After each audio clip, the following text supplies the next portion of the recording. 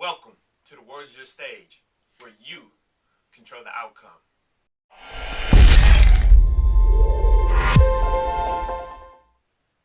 Last week, I talked about Wednesdays and making it your Wednesday.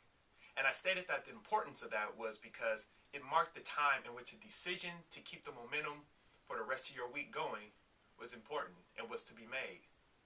But this week, I want to talk to something similar, but not more so in terms of maintaining momentum, but more so in maintaining that drive that you have, maintaining that passion that you have in terms of your dreams.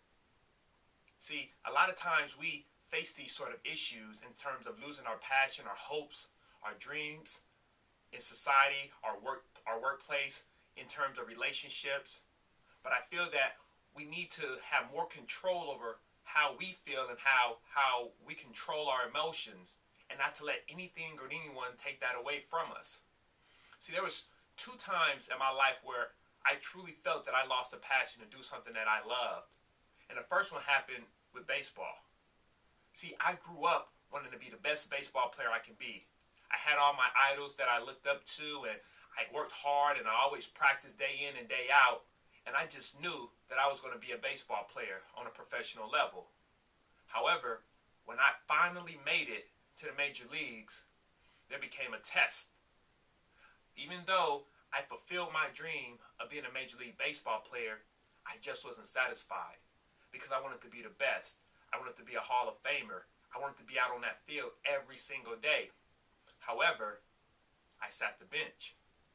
And so one day I went into my coach's office and I asked him about some of the things that I needed to do in order to possibly get more playing times, or if there were some things that he saw that I lacked that I could work on so I can probably increase my playing time. And I can see that he sensed that I was getting a little frustrated, that I was getting a little antsy, and maybe that I really wanted to know what was going on. So the one thing that he told me was, Barton, never lose your fight, and never let anybody take that fight away from you. He said not to let him, not to let family, not to let my parents, not to let my girlfriend or anything take that fight away from me. And even though I didn't really get the answer that I wanted, that piece of advice, it sticks in my mind because he had a point. And though I felt like I was still missing something, I had to take that into stride. And it rung ever so true because there was a point in which I felt that I didn't take that advice. See, after I left that office, I continued to work hard. I continued to do all the things that I needed to do. However, my playing time didn't increase. So I could sense myself starting to get more and more and more angry. And I started going into my cocoon. And I started to go deeper and deeper and deeper into that cocoon. Till eventually, I felt like, wow, I had enough. I had it up to here. And so I bottled all that hurt, all that pain inside. And I felt like it had an impact on the end of my season. But at the end of the season, I let it all go. And I said, you know what? Next year is going to be the time in which I show them that I deserve to be on this team, but more so that I deserve to get the playing time that I needed. So I had a hard-working off-season. I lifted weights. I got in the best shape that I can be in. And bam, I was told that no matter what I did in spring training, that I wasn't going to break camp with the team. And so even though I was told that, I told myself that I am not going to lose my fight. I am not going to let anything take away my hopes. I'm not going to let anything take away my dreams. So I continued to go out there, and I said, I'm going to prove them wrong. But more so, more and more and more, I tried to prove them wrong. The more and more I wasn't given a shot to play. So once again, I had it just up to here. And I began to just kind of fall into that cocoon again. But this time, I was demoted. And I was demoralized. And instantly, that passion, those hopes, those dreams that I had as a kid, it went away. But I said that I'm not going to let them know that it's affected me. And so I kind of had this nonchalant approach. I kind of just, whatever, I don't care. And that I don't care approach turned into me kind of going numb inside. And I think that's when I realized that I lost the passion to play. And I honestly believe that if I didn't lose that drive, I would still be in the major leagues.